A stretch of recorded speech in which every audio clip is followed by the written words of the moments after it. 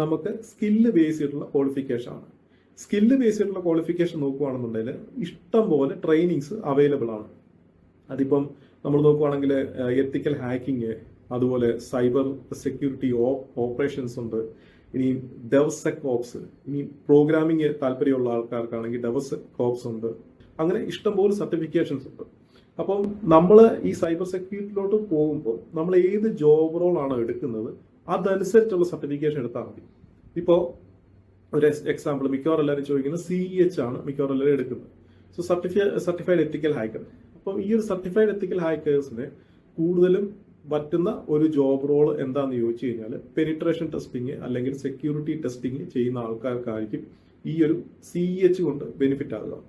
അതേസമയം cyber ops അല്ലെങ്കിൽ security operations എന്നൊക്കെ പറയുന്ന സർട്ടിഫിക്കേഷൻസ് ഉണ്ട്. സിസ്കോയുടെ ഒക്കെ ആണെങ്കിൽ സൈബർ ഓപ്സ് എന്നൊക്കെ പറയുന്ന സർട്ടിഫിക്കേഷൻസ് ഉണ്ട്.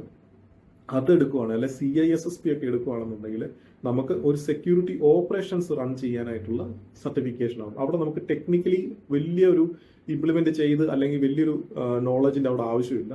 പക്ഷെ എന്നാൽ ടെക്നിക്കലി നോളജ് ഉണ്ടായിരിക്കണം. പ്ലസ് ഈ ഓപ്പറേഷൻസിന്റെ കൂടെ ഒരു നോളജും കൂടെ ഉണ്ടെന്നുണ്ടെങ്കിൽ നമുക്ക് ആ ഒരു ഓപ്പറേഷൻ സൈഡിൽ കയറാൻ പറ്റും.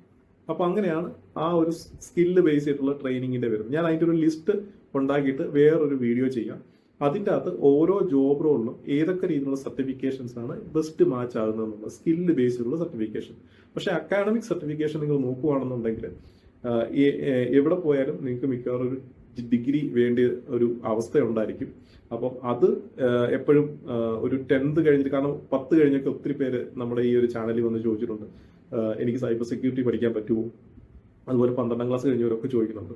അപ്പം എല്ലാവരോടും പറയാനുള്ളതെന്ന് വെച്ച് കഴിഞ്ഞാൽ ഇത് പഠിക്കുന്നതിന് കുഴപ്പമില്ല. നിങ്ങൾക്ക് ഈ സർട്ടിഫിക്കേഷൻസ് എടുക്കുന്നതിന് പ്രത്യേകിച്ച് CISSP ഒഴിച്ച് ബാക്കി ഏത് സർട്ടിഫിക്കേഷൻസ് എടുക്കുന്നതിനും നിങ്ങൾക്ക് പ്രത്യേകിച്ച് ഏജോ അല്ലെങ്കിൽ ഇതൊന്നും വലിയ പ്രശ്നമുള്ള കാര്യമല്ല.